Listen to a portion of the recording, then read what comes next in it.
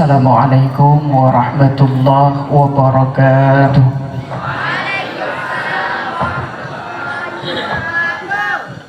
Alhamdulillah, alhamdulillahilladzi waqafa, wassalatu wassalamu ala sayyidina Muhammadinil Mustafa wa ala alihi wa sahbihi ahli sidqi wal wafa. Allahumma salli ala sayyidina Muhammad ibn Abdillah wa ala alihi wa sahbihi wa bawada. Langsung saja, tata tertib perlombaan pidato antar kabilah Dayah Madinatul Diniyah Babul Huda Glimadan, Dewan Dara Aceh Utara. 1. Tata cara musabaqah. Waktu untuk tiap peserta 12 menit. 2.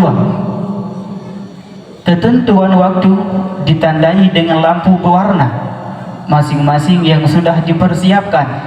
A. Lampu hijau tanda mulai. B. Lampu kuning tanda peringatan akan habisnya waktu. C. Lampu merah tanda habisnya waktu. Melewati atau kurang dari waktu yang ditentukan akan mendapat pengurangan nilai. 2. Kriteria penilaian. Penilaian mencakup 3 aspek, yaitu 1. Isi mencakup kelancaran penyampaian isi, nilai maksimal 15. Kesesuaian tema dengan isi, nilai maksimal 15. Ketepatan dalil dengan tema, nilai maksimal 20. Nilai maksimal untuk bidang isi 50. 2. Adab mencakup bahasa penyampaian, nilai maksimal 15. Intonasi, tinggi rendah suara, nilai maksimal 10. Kerapian dan kecocokan busana, nilai maksimal 5. Nilai maksimal bidang adab 30. 3. Waktu dan mimik mencakup ketepatan waktu, nilai maksimal 10. Mimik gerak anggota tubuh, nilai maksimal 10. 3. Cara penilaian. Seorang hakim memberikan penilaian terhadap aspek yang dibidanginya. 2. Nilai untuk setiap komponen adalah nilai maksimal dikurangi banyaknya kesalahan.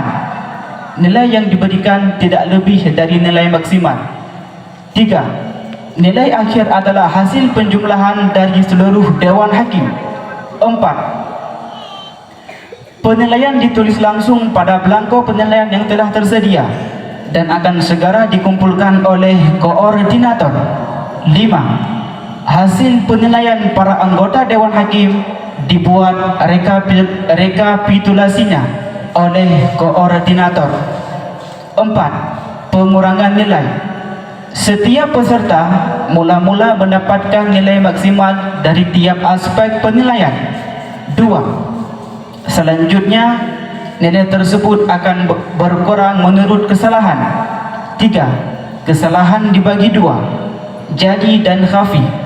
4. Setiap satu kesalahan mendapat pengurangan 3. 5. Setiap satu kesalahan khafi mendapat pengurangan nilai 1.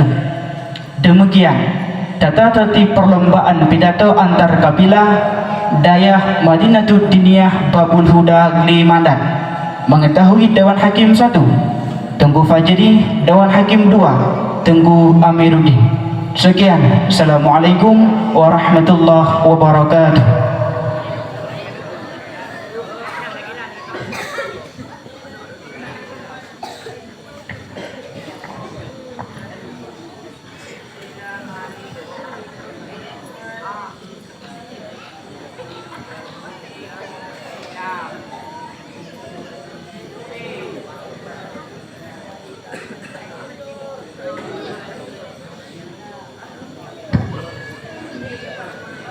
Assalamualaikum warahmatullahi wabarakatuh. Bersiap-siap pemegang nomor undian 10.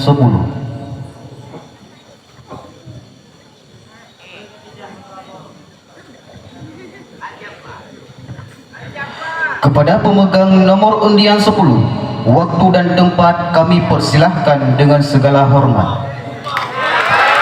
Dan bersiap-siap pemegang nomor undian 20.